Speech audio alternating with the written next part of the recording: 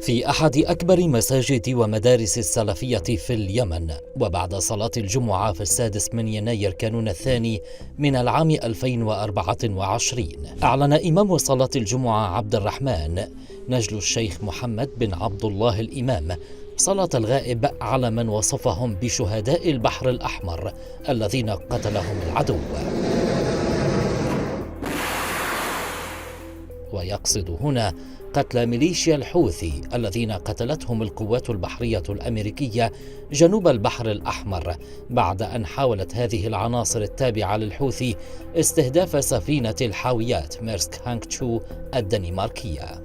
منذ 3 عقود وأكثر كان للسلفية بشتى تياراتها موقف موحد تجاه الشيعة عموما في اليمن، لا سيما ما تسمى بالزيدية الهدوية أو الجارودية والتي تنتشر في شمال البلاد. ومع ذلك لم تنشب بينهم أي من الحروب، وإن وجد الخلاف الفكري والعقدي الحاد، إلا أنه منذ بداية حروب الدولة اليمنية ضد جماعة الحوثي عام 2004 بدأت الأوضاع تتوتر أكثر. منذ عام 2008 تحديدا فجرت ميليشيا الحوثي العديد من الحروب مع السلفيين في محافظتي صعدة وعمران، حتى امتد ذلك إلى محافظة الجوف، وقد فرضوا حصارا خانقا على ما يعرف بدار الحديث بدماج مرات كثيرة، حتى أرغم السلفيون في نهاية الصراع الذي امتد لأكثر من 7 سنوات على المغادرة عام 2014.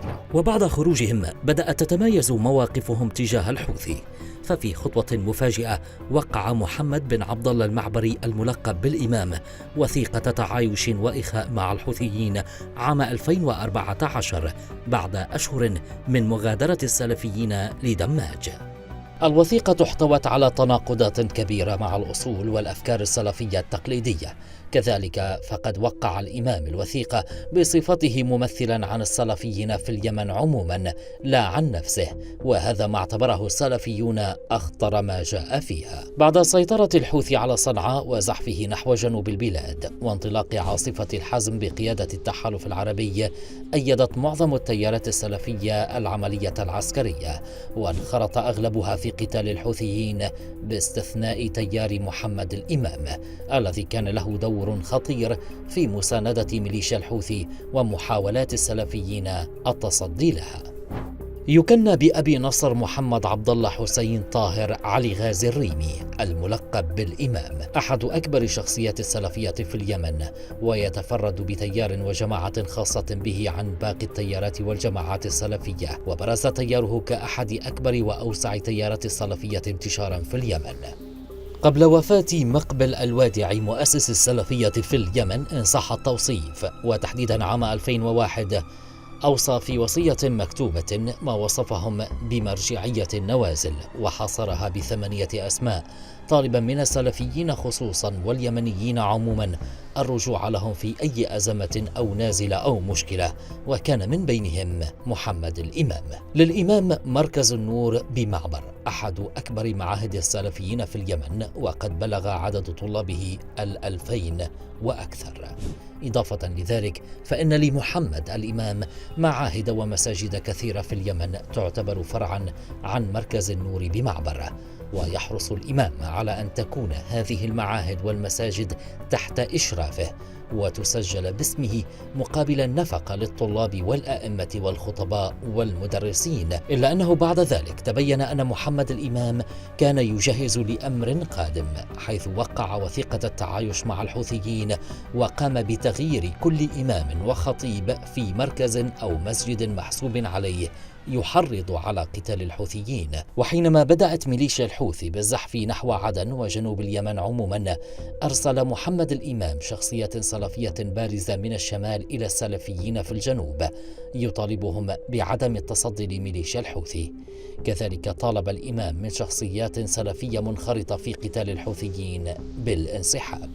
على نهج طهران في تسخير تنظيم القاعدة لتنفيذ أجندة الحرس الثوري الإيراني أو ما بات يعرف بجهاد طروادة. حرصت ميليشيات الحوثي على استغلال الجماعات السنية المتطرفة في اليمن، ومنهم أحد أبرز وأوسع تيارات السلفية، التيار الذي يتزعمه محمد الإمام.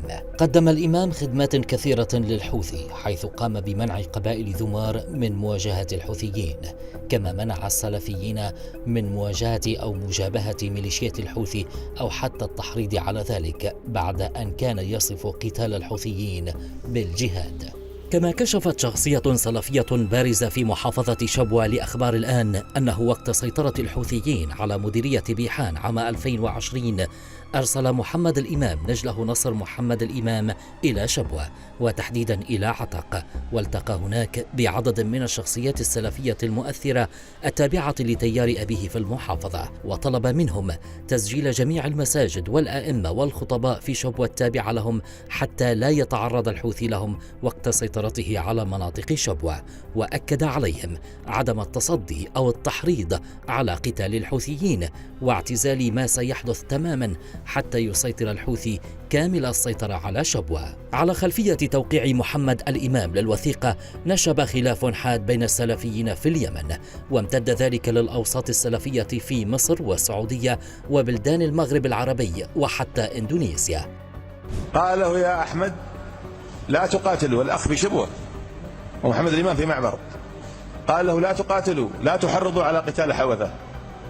قال له يا شيخ محمد نحن عندنا وضعنا في شبوة غير وضعكم في معبر. الناس يستقبلون الكلام على الحوثة على الحوثيين، عندنا الكلام عادي. يا أحمد لا تحرضوا على قتال الحوثة، افهم الكلام، ما عندي لك إلا هذا، لا تحرضوا. يا شيخ محمد وضعنا غير وضعكم، يا أحمد افهم الكلام. قال له يا شيخ محمد عفوا أنا ما أستطيع أن أقول بقولك، أنا أرى أنه يجب علي أن أحذر وأن نحرض الناس على قتال الحوثة. أسألكم بالله بإنصاف، هذا رجل مضطر. ومع بذل محمد الإمام جهدا كبيرا في تسخير كل إمكانياته وتأثيره ومكانته في الوسط السلفي في اليمن لصالح ميليشيا الحوثي، تصاعد الخلاف واحتدم أكثر، ما جعل أحد أبرز شخصيات السلفية في السعودية وهو الدكتور عبيد الجابري ينتقد محمد الإمام نقدا لاذعا، حتى أنه علق ساخرا من مواقفه المساندة للحوثي وقال: انظروا لعل لمحمد الإمام نسبا في إيران. يسخر محمد الإمام إمكانياته وتأثيره ومكانته خدمة لميليشيا الحوثي على نهج متلازمة طهران مع كل التناقضات التي يحملها بين الأمس واليوم. وها هي الضربات الأمريكية البريطانية على ميليشيات الحوثي ردا على قرصنات وتهديدات الملاحة البحرية تكشف المزيد من التحالف والتعاون بين جماعات الإسلام السياسي السنية والجماعات المتطرفة عموما من جهة، وميليشيا الحوثي من جهة أخرى.